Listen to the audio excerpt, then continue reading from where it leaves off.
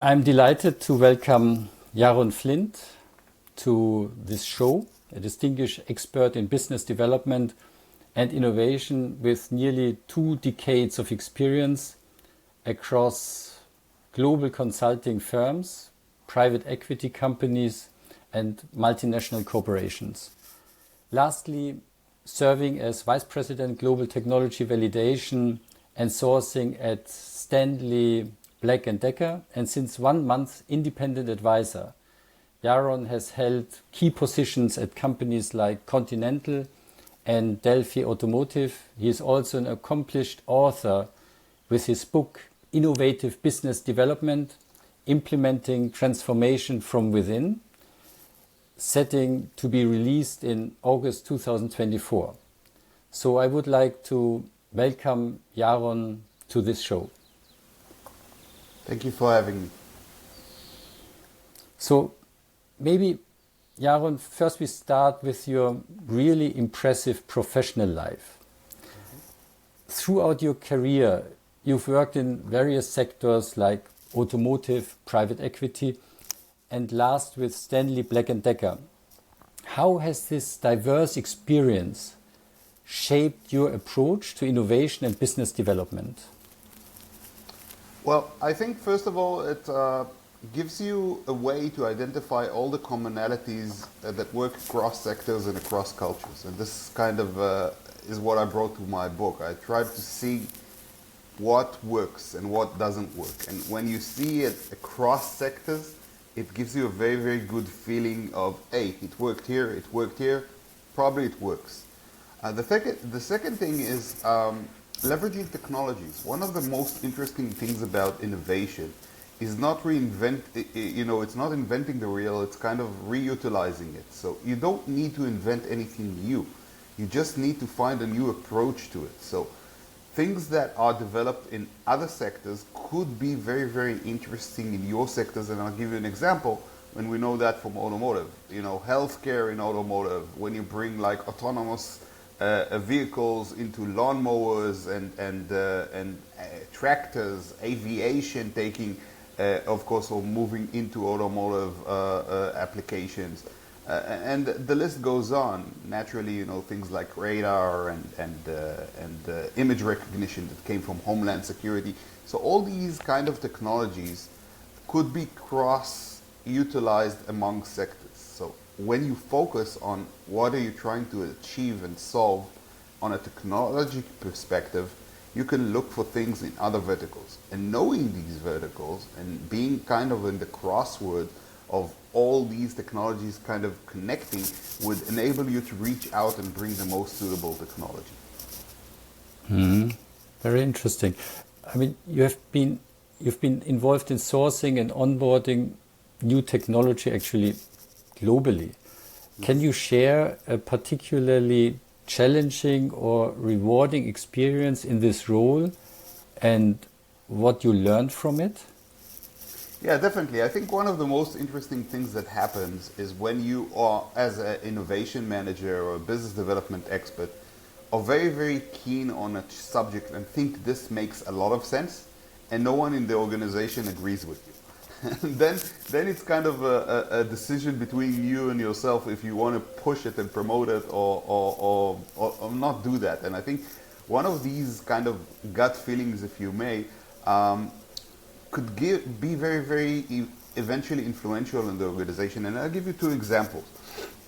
One of the things that I learned when I was in Continental, and naturally we met there, is that a lot of people don't really understand the value of what a startup or external company can do. They've been doing this for 150 years in the same way, in the same process. Everything is self-developed. And they're saying, what can the outside world teach me? I've been doing it for so long. So, just kind of experimenting with them, opening them up to see what's out there would engage their curiosity and enable you to do more and exciting things around that. And that's one of the interesting things that I found out, that a lot of these not invented here syndromes is not from a negative perspective, it's just a lack of knowledge.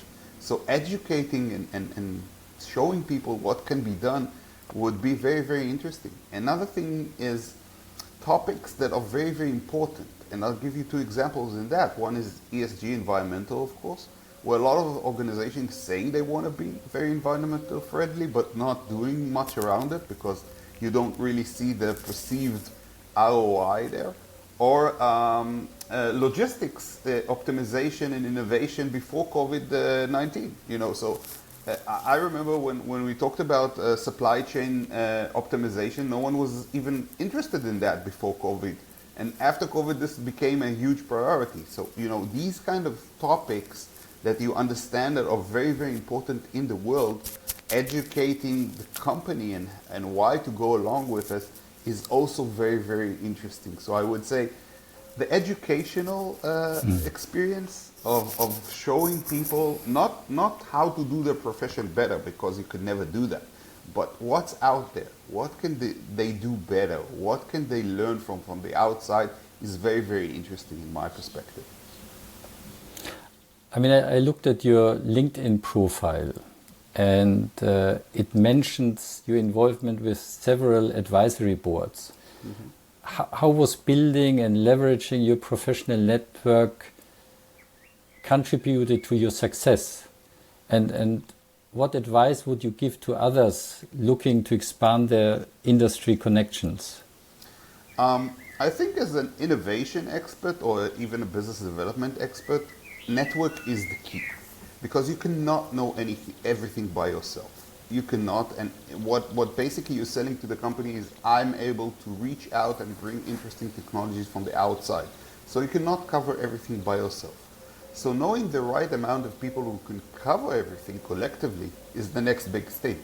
And that means you need to build a proper network.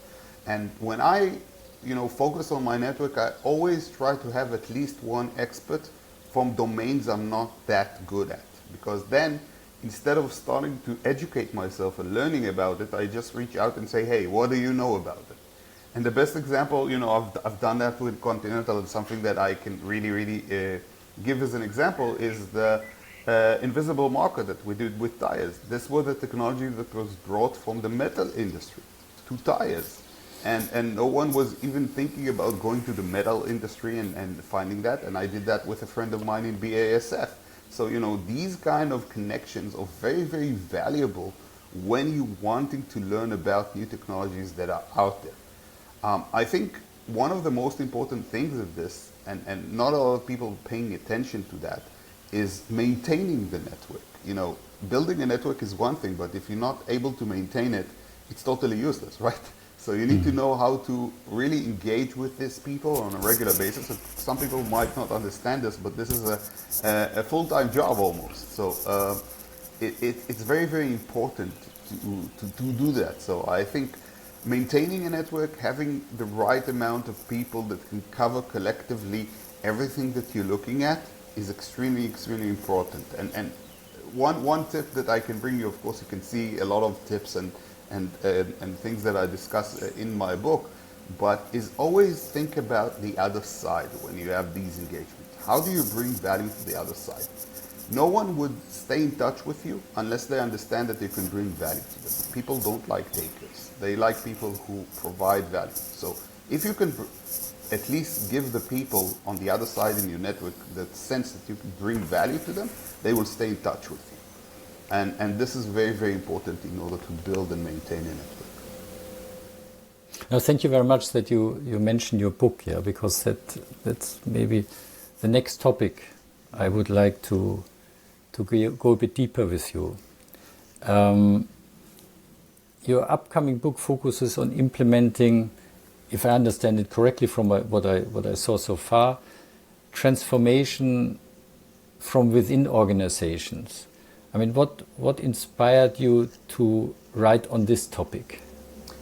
Yeah, I think let's start from the beginning of what's out there. There are a lot of books who are talking about innovation. A lot of books are talking about strategy, but most of them are very, very high level, which means they give you a very, very nice overview on the market and what is important, and you kind of reach a point where you're saying, okay, you got me convinced. What am I doing tomorrow to become more innovative?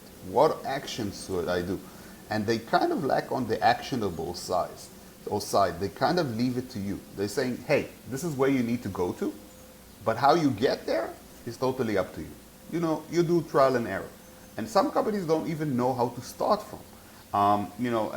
Other books might give you, or analyze stories or success stories with you, but they're not really giving you tools to act upon and saying this was right, this was wrong. It's only this company was successful, this company was not.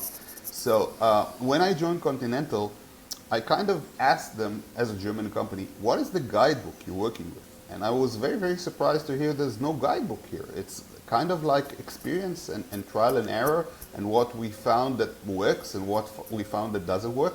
And when I started circling around and asking a lot of companies, I saw that a lot of companies are in the same way. And more than that, a lot of them are very, very confused with all these kind of applications around innovation. Executives that have so many offers or opportunities like internal incubation divisions or M&A, CVC, external partnerships, internal partnerships, hackathon. And everyone is pushing towards their direction, saying, I'm doing it right, you're doing it wrong. So you can get a lot of confusion only but what is available there. So, just to understand how everything interacts, how to do it right in a processed and not less opportunistic manner and more structured approach could give a lot of benefit to a lot of people. I would say executives and people like myself who started this process. So I said, if I didn't see a good book about that, let me try and write it. And this is what I did. I mean, in your book, you discuss the connection between innovation on the one hand and business growth on the other hand. Can you elaborate a bit on how these two elements synergize to create a successful business strategy? Yeah, and it kind of aligns to what I said before. When you're talking about innovation, a lot of these kind of definitions, and there are a lot of definitions there, leaving it very, very high level. We're saying basically innovation is taking new ideas and implementing them into new products. But how do you do so? How do you integrate this into your organization? And there's not much structure around that. Now, when I looked about it, I said this is exactly the same process as business development, which is a methodology that is already run for many, many years. So if you use the methodologies development in business development, which is basically going beyond what the organization is doing and finding the right approach to integrate it, you can utilize that to onboard innovation. And that's the entire idea.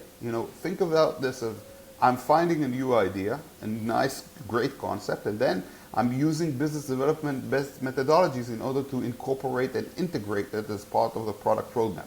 So if we take, for example, in automotive, a very, very interesting idea of combining healthcare and automotive and giving you like a heads-up display system that can monitor your health, that's a very, very innovative idea. Coming with an MVP is great, but finding ways to integrate it as part of the product roadmap, finding the right partners, developing the right integration process are all processes that are done in business development, and this is kind of where it steps or moves from innovation into the integration. Because if you don't do anything with innovative ideas, they remain just ideas, right? Mm.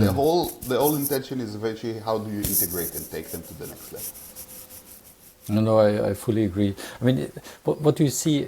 You touched already upon it, yeah. But what do you see maybe as the most important obstacles for companies? And maybe we should differentiate between small companies and large companies, yeah. What are the main obstacles, yeah, to grow with innovation? I could imagine there is a difference, yeah, between what is needed for a startup and what is needed, or what are the obstacles for already well-established big company. I mean, could you explore a bit on this, really making a distinction between startup and already an accomplished big company?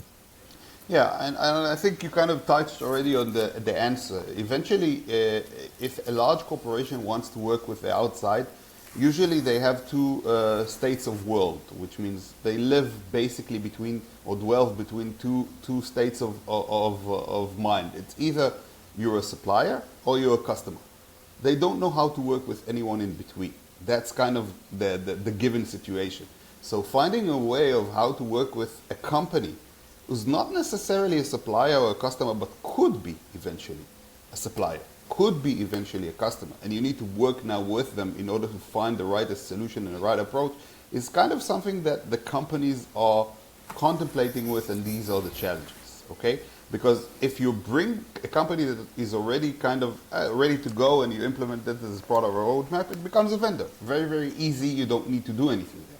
So anything in between is kind of what we would like to refer as the onboarding phase or the integration phase and the challenges phase.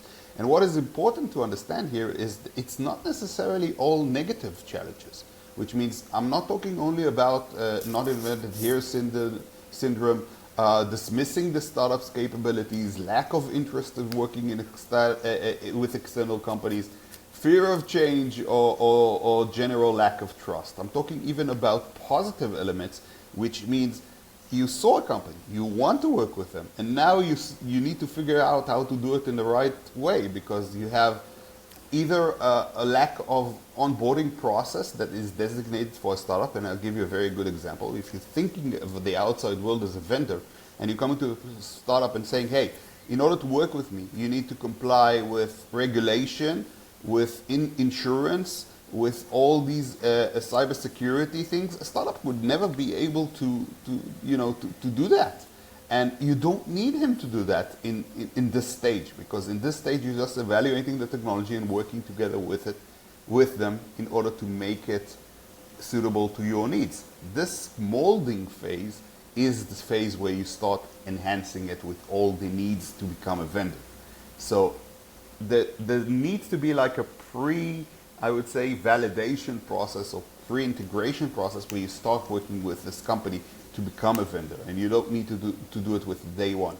Lack of maturity level, where large corporations don't understand what a startup is, and I'll give you a very, very good example of the time period. I've seen many times where an organization says, hey, this is a great idea. Come to us next year and let's discuss it. And the startup says, hey, guys, 1 year from now, I don't know where I will be. Maybe I won't be even existent, right? So all these kind of gaps of understanding the process and how fast you need to move in order to achieve this would either basically make you not work with a startup or push them towards your competitions or more open to do that. So I think understanding these challenges, understanding what you're facing, getting to know where you're heading would give you a lot of tools in order to make sure that you're not stuck when you get to that point, and you will get to that point. I mean, is it fair to say that maybe the big companies who want to work with startups, they need a more a spirit of adventure, so that they at the beginning focus more on what is really innovative, work together with the company without maybe knowing if it will ultimately lead to success, but starting cooperation without overburdening already this relationship with a startup, asking for many things concerning maybe also cybersecurity, regulation, standardization, etc., etc. Is this what you are saying, or am I missing the point? I'm glad that you're asking this, because I think the most important thing from a large organization when they want to start experimenting with the outside world is understanding that this is experimentation. And they have to have the willingness to experiment, and when you experiment you fail, so understand failure is part of the process as long as you learn from it and become better, but not approaching this from the wrong reasons, which is because the competitors are doing that, because someone is pushing you to do that, because you want this as a PR kind of saying that I'm innovative. But you really need to understand that this is a process and it takes time to achieve results. So I think the maturity level of an organization, understanding they need to experiment and go outside and try things, is very, very important in this process. Mm. And concerning the big companies, I mean, from your experience, do you have the impression that it's possible to say in general, big companies maybe have not the optimal approach, or are there some companies, yes, they do it right, yeah, they really grow with it, yeah, they have excellent cooperation with startup companies, and there are other companies who struggle a bit more with it. Is it that it's more a general topic, or is it a very specific topic? I think every company eventually struggles with that. And the more traditional and big the company is, the more challenging it becomes. Because big companies, traditional ones, are accustomed to do everything by themselves. They're accustomed to live in a world where they developed everything by themselves and no one needed to help them in that. The problem is once this world is becoming over complex with communication and data and all these kind of topics that kind of, really hit the last 2 decades, companies understand they cannot do everything internally. They need to experiment and go to bring these technologies from the outside. And I think very, very interesting are things like communications and AI, with companies who had solutions never thought about this before, and now they need to have these kind of internal experts to help them, guide them, and steer them toward these directions. And how do you really use these technology in order to make your products better, to have them connected more, to have more insights, to have better utilization and better analytics of the tools. So I think the more mature a company is, the harder it gets to them, but eventually some have done it better than others. And it's a matter of a maturity process. Look, usually it starts from a very, very, I would say, same trajectory, right? A company basically starts from a point of saying, hey, I can do everything by myself. Then they figure out they cannot do everything by themselves, and they start experimenting. In this experimentation, they usually do it step by step, which means when I find an interesting technology, first of all, I want to own it. I can't relinquish the control. So they do M&A, they do investments, things like that, and only then they develop towards partnerships and really, really working together with the company. So this is kind of a maturity that the company goes through. Some might take longer to reach to that point. Some might do it very, very fast, depending on the company and I would say willingness, openness of their people to do so. So I would say in general, traditional hardware company who haven't experimented with this before find it more hard than, let's say, software companies who are already kind of accustomed to that or new and exciting products. So if you see a company like Continental who's been around for 150 years, it's definitely going to be harder for them than Google to experiment and absorb all these kind of technologies. I mean, I think that one of the challenges is really that you have companies with different cultures, with different leadership styles. How would you compare these cultures and leadership styles from your experience? I mean, you worked for big companies, you have lots of connections and worked also for startups and small companies. I mean, how does it compare? I mean, what are maybe the strengths, from startups? What are the strengths more from the bigger companies? And how do you see the challenge, to come together with these different leadership styles and cultures? I think this is spot on. Cultures is one of the biggest problems eventually, specifically when it's a traditional company. So first of all, you need to understand that the more diverse you are, the better it is, because then you can bring a lot of perspectives. Then you need to figure out what are you strong with your culture. And I'm not talking about, which country are you from, but the culture of the organization. Is this an engineering company? Is this a service company? This is a firm company. It's kind of like not even, the mentality of the culture of where you're coming from. So in that perspective, if you figure out what are you doing good or better, and what others in the outside world can help you benefit in that will help you a lot in the process. And we can give a very good example. German engineering manufacturing company who's been around for 150 years most likely would be very, very intimidated with changes and experimentation and fear of failure.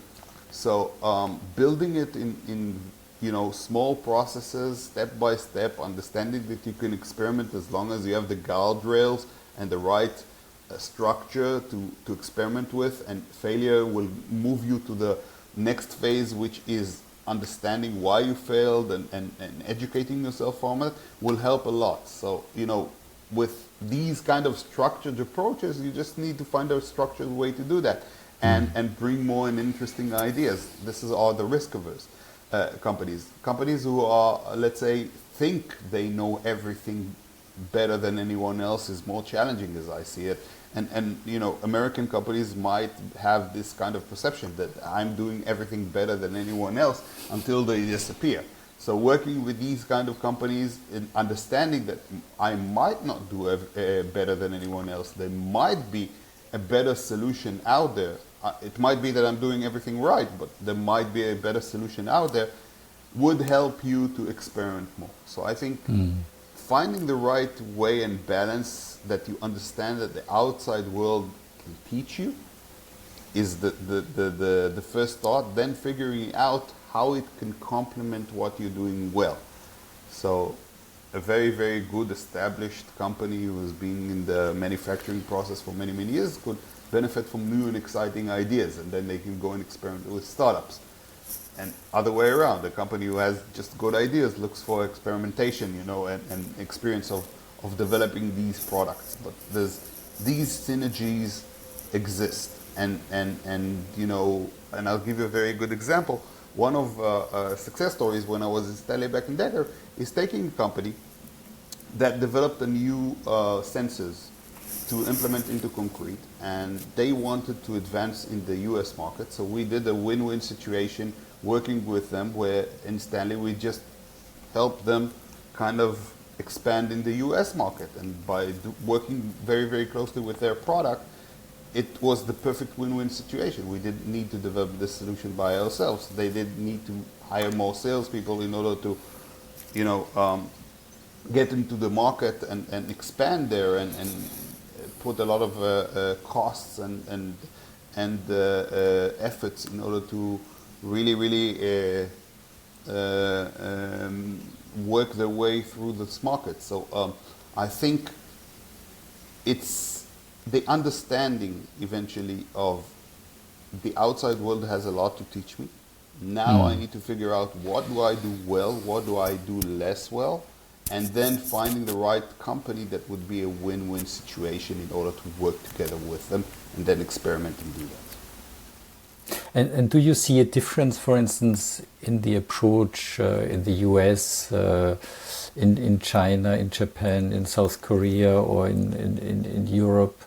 Is there a difference in the context, first of all, in general, innovation, quick transformation, in the context of addressing new important challenges, and also in the context of incorporating all the ideas and working together with startups? Are there differences, and where would you say they are maybe the strongest, and where you say maybe they are the ones who have still to learn the most? Yeah, so definitely, even in these countries between themselves, there's a huge difference if you're talking about a hardware company or a software company, an engineering company, a lawyer company, So, even an engineering company in the US is very, very different than a software company in the US, right? In the mentality and approach. So, but if we're looking at the same companies that are doing exactly the same thing around cultures, I think Japanese and Germans are more risk averse. They're afraid and intimidated from change. So you need to work with them in a structured approach, but they are very, very aware that they are doing so. So, it's like, hey, we don't want to experiment a lot, but we're really interested in what's going out there. How can you help us build the process? And the process is the key here, so we can experiment in a more structured way without getting a lot of damage out of that. I think Americans, or American companies in general, are kind of like we had it figured out and no one can teach us. So they're very, very, I would say, vain in some way, or very, very focused in what the US has to offer.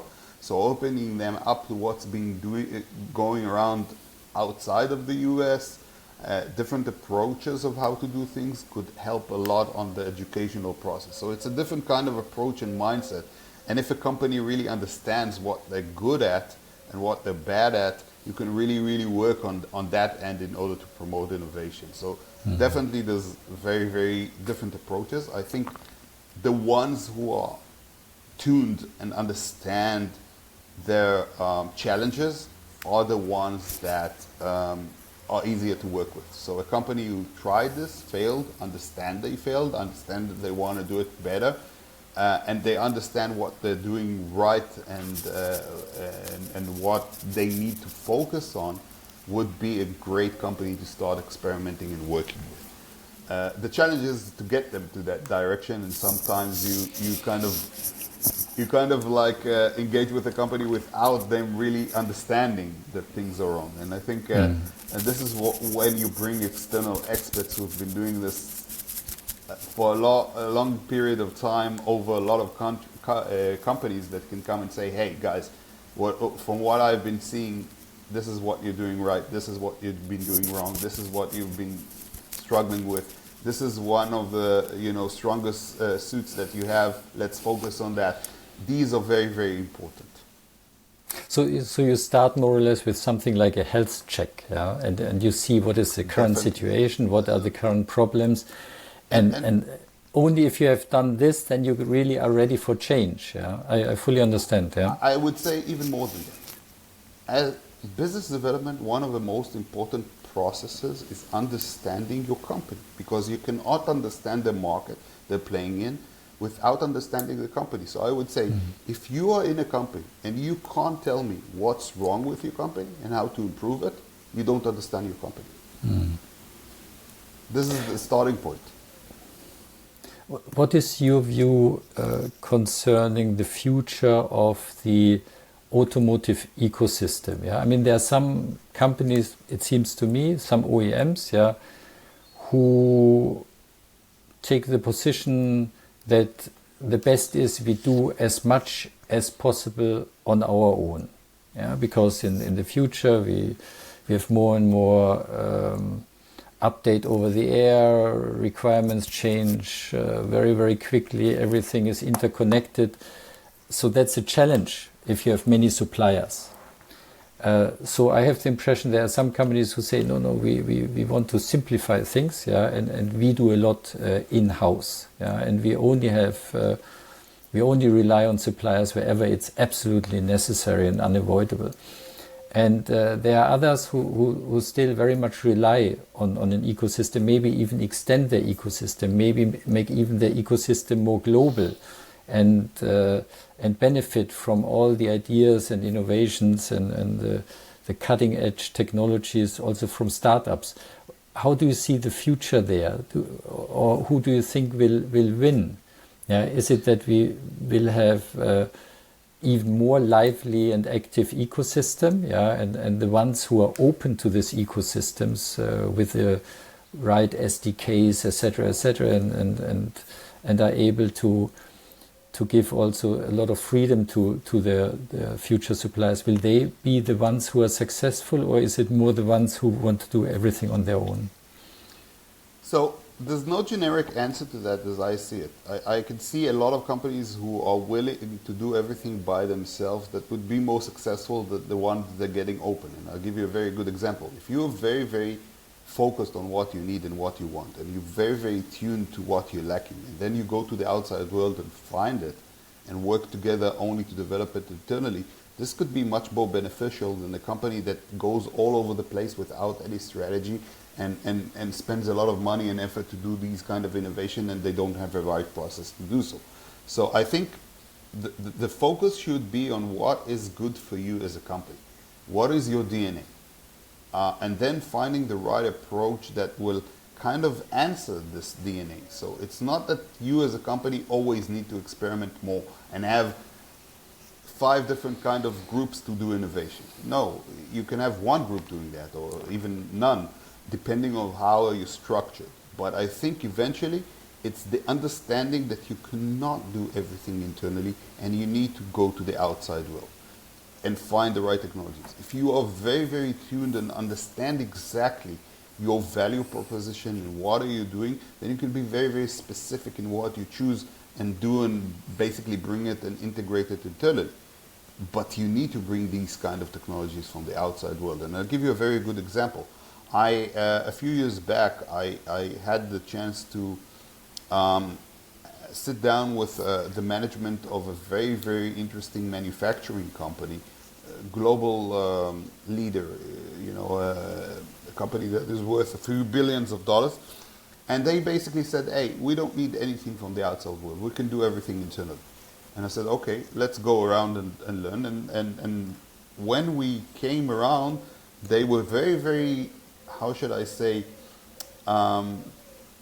they had a group of 150 people who developed their own SAP solution and an ELP solution. And they say, you see, we don't need to bring anything from external. We have these experts. And they said, but all these guys, 150 people, you brought from the external. So you're paying them money, but this is external know-how you brought to the organization because this is not core to what you're doing. This is not a manufacturing process. This is an ELP system. Eventually, this is the knowledge you brought from the outside. Then you decided to integrate it as part of your company. Great. But this is an external solution. So you need to be very obvious about what is internal and what is external to what you're doing that. The fact that you're doing everything internally in your house doesn't necessarily mean you're not bringing external know-how to do that, right? So if I understand you correctly, the challenge is to have a clear strategy where you want to go, a clear analysis where your gaps are, and then you search for opportunities also to cooperate with the outside world to address these gaps. Yeah, so it's not just random. Yeah, you are cooperating with the outside world and you hope for the right ideas. Yeah, but actually you have to start with your own strategy, with your own analysis, and then you go to the outside world and you see how you can achieve an optimal cooperation with the right companies. Is this a correct understanding? Definitely, and I think it goes along for what Stephen Covey wrote, and this is a famous book of 7 Ingrained Habits of a professional guy. Basically, what Stephen Covey said is that if you want to succeed in the world, you need to start from within. You need to understand what are the internal values and guidelines that you have. What are your strong suits and what are your weak points? And then when you go to the outside, you would find the right fit in order to really cover them. So I think it kind of starts in the same way. A company that wants to be successful eventually in integrating innovation and competing in the environment that they need to figure out first, what am I doing right? What am I doing wrong? What are my weak spots? What are my blind spots? What are the things I need from the outside world in order to become better? Then when they go outside, they can find really the right technology that will help them, very, very specific, very, very focused, work together with them and integrate them as part of the process. This is basically how the process should look like. Doing this as an experimental phase, it's like, think of this as a huge jigsaw puzzle, right? You can work in both ways. You can find pieces from the outside trying to fit it into the organization, but you reach a point of a solution looking for a problem, or you can define what you're looking for, and then when you go to the outside, you can find the exact match, right? So it totally depends, but I would say if you are already well established and developed and know exactly where you want to head, the inside-out approach is more suitable than the outside-in approach. Mm-hmm. Now, Yaron, I think we come to the end of the interview, and I would like to give you the last words. And what I would like to ask you is maybe to put into a nutshell the answer concerning 2 questions. I mean, one question is, what would be for you the most important learning for big companies in the context of what they have to do really to be successful with cooperation with startup companies, really in a nutshell, in maybe 3 sentences. And the second question I have is, what is the core difference in the context of leadership, and now you have to generalize a bit, yeah, between big companies and small companies or startups? What is the key difference where you would say that takes them apart, and maybe that is a learning also for the big companies? Yeah, so I think, answering your first question, it's not only startups. When you want to experiment with the outside world, think of this as technology scouting and not startup scouting. Okay, it's not finding a use case. It's finding a solution to a problem that you have, which starts from a point of understanding your problems first and what are you facing. So you have to understand first that there's no generic answer to that. It's basically depending on your needs and your white spots and your blind spots and what are you looking for, right? Then there's not one path of going and doing innovation. It's not like if you have a CVC team, that's the answer. If you have an M&A team, that's the answer. It's a mix. And you want to have this kind of tools, like if you're building a house, where you can choose each and every tool depending on the situation you're at. So having a mixture would make a lot of sense around that. And don't confuse operational with financial. Everyone should be focused on what they're strong at, and you need to have designated teams, mostly diverse, with the external know-how, and help them push and guide you in the process. Putting what companies like to do, putting a guy from the corporate is not necessarily a good answer. Because the fact that he knows the organization well doesn't mean he will be successful. He needs to understand innovation as well, right? So you need to bring these kind of external experts and guide you and help you in this process if you're not focusing on it. I think that's a key element here. And the fact of large corporations and small corporations, I think the smaller you are, the more willingness you have to experiment, and because you don't have the capabilities to do everything internally. I think what you need to understand eventually is that if you find the right match in a win-win situation by defining what you're looking for, by finding the exact match, this doesn't necessarily mean it will cost you more. So the win-win situation and defining it in a structured approach could help you really do partnerships in the right way, and a more methodological approach and a more structured approach, and find the right solution that will not necessarily cost you as much as experimenting. So you can learn how to do things more efficiently and reduce the amount of risks that you had. Very good. No, thank you very much, Yaron. I wish you all success with your book. Yeah, I'm so excited about it. Yeah. And certainly I will order it, yeah. And let's keep in contact and see that maybe in half a year we catch up again, have another interview. I would very much appreciate this opportunity, and thank you very much for today's interview. I really enjoyed it, and I think it provided a lot of insights, yeah, for the audience of this show, yeah. So thank you very much, Yaron. Thank you for having me.